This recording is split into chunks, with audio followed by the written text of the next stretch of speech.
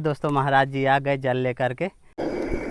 जय सीताराम दोस्तों, अपने चैनल के माध्यम से लगातार पहाड़ों, गुफाओं और कंदराओं में रहने वाले साधु संतों के दर्शन कराते आ रहा हूं। इसी कड़ी में आज आपको लेकर आया हूं चित्रकूट के बीहड़ जंगलों में और दर्शन कराने वाला हूं इकबाल बैरागी संत के। चारों तरफ से हरा भरा बीहड़, घनघोर डरावना जंगल और ऊंचे ऊंचे पहाड़ देखेंगे। गाड़ी जंगलों के काफ़ी अंदर तक आ गई है, अब यहीं खड़ी रहेगी। अब यहाँ से आगे जाने के लिए कुछ इस प्रकार का रास्ता है, तो यहाँ से अब पैदल जाना होगा।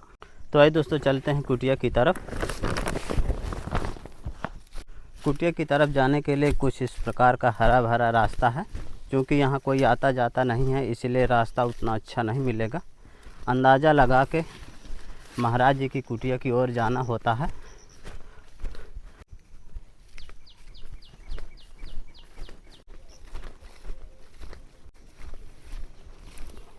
कितने सुंदर सुंदर हरे भरे पेड़ देखने को मिलते हैं।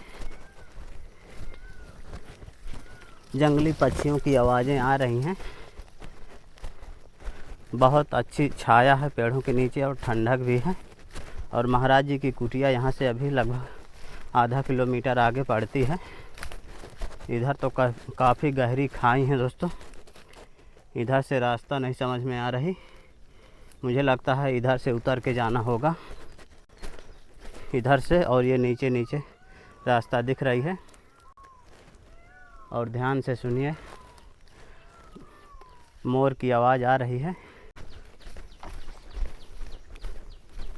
रास्ते में हरी भरी और कटीली झाड़ियाँ भी हैं। पहाड़ों के काफ़ी अंदर आ गया हूँ और अभी महाराज जी की कुटिया दिखाई नहीं दे रही। और यहाँ पर दो राह मिला है, एक रास्ता इधर को जाता है, एक इधर को जाता है।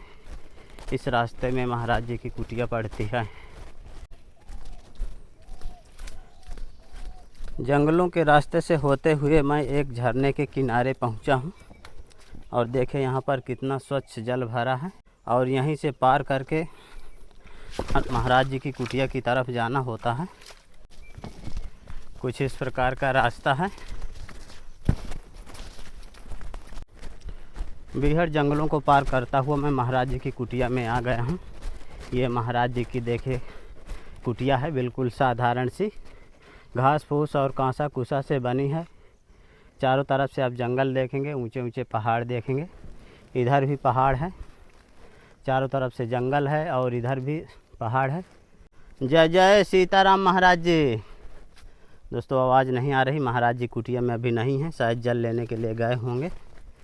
और रात में महाराज जी देखे विश्राम बाहर ही करते हैं। महाराज जी का बिस्तर लगा है कुटिया के बाहर, कुटिया के ठीक सामने। आइए अंदर के दृश्य दिखा देता हूँ। और ये देखे इधर से कुटिया का प्रवेश द्वार है, छोटा सा बनाए हैं। महाराज जी की चटाई वगैरह रखी है और यहाँ पर महाराज जी का जल रखा है, बर्तन वगैरह रखे हैं। और ये कुटिया का दरवाज़ा है घास फूस का, देखिए खुला है। देख अंदर के दृश्य दिखा देता हूँ। और यहाँ महाराज जी का धूना है, लकड़ी वगैरह रखी हैं। और महाराज जी का देखिए बक्सा रखा है। और यहीं पर महाराज जी की चकिया है, जिसमें महाराज जी पसई के चावल पीसा करते हैं। और कुटिया महाराज जी की घास फूस और पत्तों से निर्मित है, बहुत ही सुंदर कुटी है। और यहाँ पर महाराज जी बक्से में अपनी सामग्री रखा करते हैं। दोस्तों महाराज जी अभी कुटिया में हैं नहीं, शायद जल लेने के लिए गए होंगे, इसलिए अभी इंतज़ार करना पड़ेगा घंटे 2 घंटे। कुटिया के चारों ओर महाराज जी के कपड़े वगैरह बगरे हैं, सूख रहे हैं। पहाड़ों में ये तेंदू का पेड़ मिला है और इसके फल खाए जाते हैं। अभी इसमें देखे फल आ गए हैं, ये देखे छोटे छोटे इसमें फल लगे हैं। और पूरा पेड़ फलों से लदा हुआ है, बहुत ही सुंदर सुंदर हैं। और अभी इनको पकने में लगभग 7-8 महीने का समय लग जाता है। फाइनली दोस्तों महाराज जी आ गए जल लेकर के। जय जय सीताराम महाराज जी। जय जय सीताराम। ले आए महाराज जी जल। हाँ ले आए। दोस्तों देखिए महाराज जी 2 डिब्बा जल लेके आ गए अपनी कुटिया में।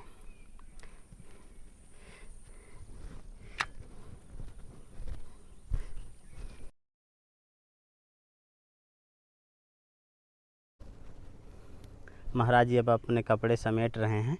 रात में महाराज जी बाहर ही आराम किया करते हैं। बाहर ही करते हैं।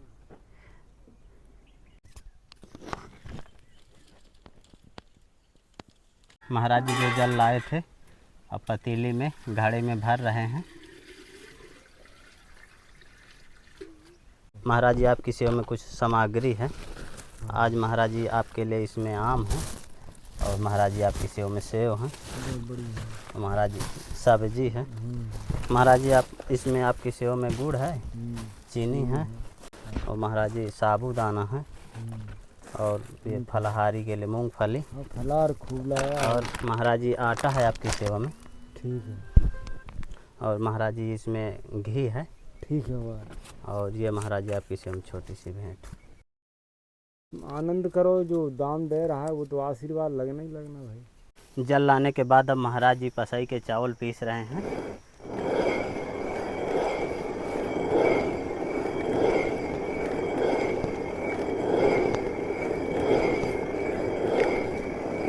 ये रहे पसई के चावल, देखिए किस तरह के होते हैं।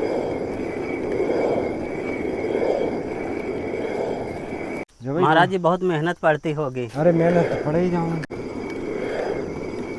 महाराज जी देखिए इतना आटा पीसे हैं, अब मैं पीसूँगा। तो काफ़ी मेहनत का काम है। महाराज जी रोज़ इसी तरह पीसते हैं।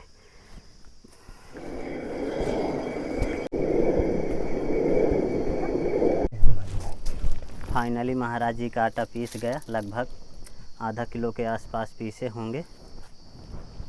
और ये देखिए अब महाराज जी टिक्कर प्रसाद बनाने के लिए अब आटा लगा रहे हैं। देखिए पसई के चामर तो अब वो दोहरे वारे तो कुंवर कार्तिक में ही मिलेंगे। जी जी जी। महाराज जी का आटा लग गया और यहीं पर देखिए टिक्कर भी धीरे धीरे बनाने लगे। महाराज जी लोहे के तवों में अपने टिक्कर नहीं पकाया करते। ये महाराज जी का तवा है मिट्टी का, ये देखिए इसमें पकाया करते हैं। इस्तेमाल मट्टी के कुछ बर्तन, पहले समय में मट्टी के बर्तन चलते थे, जिनमें आदमी खाना शुद्ध होता है। मट्टी का बर्तन इतना लो शुद्ध नहीं होता है। कछुए भी मेरे मन में है। तो अब वो समस्या, अब वो समय गया इनका। मट्टी के बर्तनों का, स्टील के बर्तन या फिर कांसा का बर्तन, इनका समय गया। अब कलयुग में सब, और भगवान कृष्ण ने गीता में कह दिया है कि कली काल में सब अशुद्ध भोजन हो जाएगा, अशुद्ध पानी, अशुद्ध भोजन। तो प्रकृति फिर क्या करेगा आदमी। अब ज्ञान उपदेश है दे, लेकिन उधर जब तुम्हारा हृदय शुद्ध नहीं है जी, जैसा खाना खाओगे उधर में जैसी प्रकृति बनती है, जैसा ही आदमी का मन होता है। देखिए महाराज जी के राम रोड टिक्कर कितने खरे खरे और मोटे मोटे पकाए हैं।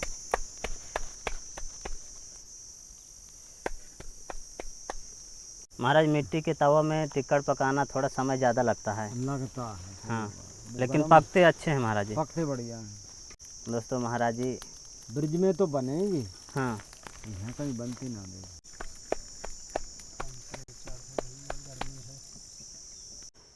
फाइनली दोस्तों महाराज जी का प्रसाद बनके तैयार हो गया और महाराज जी अब टिक्कर प्रसाद देखे अपना पा रहे हैं। तुरई की सब्जी और टिक्कर का प्रसाद महाराज जी आज बनाए हैं। देखो चित्रकूट के लिए राम कैसे थे, साधक कैसा होना चाहिए चित्रकूट के लिए, भजन करने के लिए, चित्रकूट वन में आने के लिए। जैसे राम, तो राम वन में रह करके केवल परम कुटी बना करके और अपना साधना तप कर रहे चित्रकूट में, और तो कुछ नहीं बनाया उनने जी। कंद मूलों से निर्वाह करते, झरना झरें सुधा संवारी झरना। ऐसा चित्रकूट के लिए साधक चाहिए। लता बेल बिटप तृण जात, धन देव कहें दिन रात।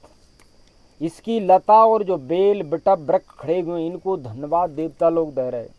यहाँ की जो जनता है, कौन कौन के नाम लाऊं, वो इनको हाल काट के ले जाते हैं। हाल तुरंत चले आएंगे, कोल भील केवट धिजा न काटें, और तुरंत गड़स दे। उस तरह से पेड़ नीचे थे, बड़ा दुख होता है, क्या करें।